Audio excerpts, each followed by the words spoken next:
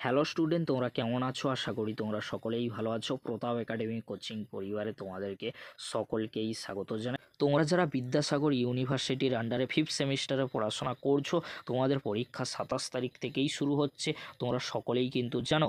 But তোমাদেরকে আমি update দিয়েছিলাম যে তোমাদের পরীক্ষা পিছিয়ে যাওয়ার সম্ভাবনা রয়েছে যদি তোমরা লেটার বা দরখাস্ত দাও প্রিন্সিপালকে বা এইচওডি, বা যদি তোমরা ইউনিভার্সিটিকে মেল করো, তাহলে এক্সামিনার যিনি রয়েছেন তোমাদের ডেট পরিবর্তন করতে পারে। বাট তোমাদের জন্য বলে রাখি, কোনো ডেট পরিবর্তন হবে না।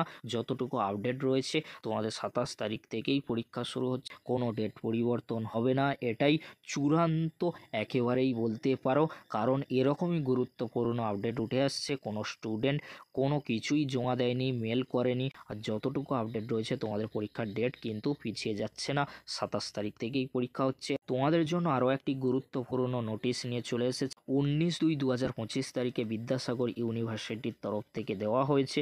তোমরা নোটিশটি দেখে নাও। Revised examination centre under CBCS system, অর্থাৎ তোমরা যারা ফিফথ সেমিস্টারে পড়াশোনা করছো, তোমাদের জন্য এক্সামিনেশন যে সেন্টারের লিস্ট দেওয়া হয়েছিল, সেই লিস্ট কিন্তু চেঞ্জ করে 19/2/2025 তারিখে রিভাইজড এক্সামিনেশন সেন্টারের লিস্ট কিন্তু দেওয়া হয়েছে। কলেজ টু অ্যাপিয়ার, অর্থাৎ তোমরা যে কলেজে পড়াশোনা করছো, তোমাদের কলেজের নামগুলি কিন্তু রয়েছে এখানে।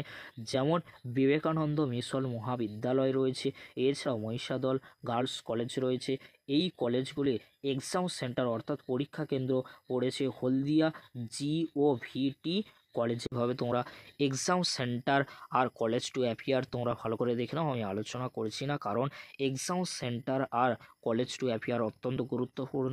এক্সাম সেন্টার বা পরীক্ষা কেন্দ্র তোমাদের জন্য অত্যন্ত গুরুত্বপূর্ণ। তোমাদের জন্য কোনো ডেট পরিবর্তন হয়নি, বাট তোমাদের জন্য এক্সাম সেন্টারের লিস্ট কিন্তু পরিবর্তন করা হয়েছে। তোমরা ভালো করে দেখে নিও। সবাই ভালো করে প্রিপারেশান নাও, ভালো করে পরীক্ষা দিও। সবাইকে বেস্ট অফ লাক।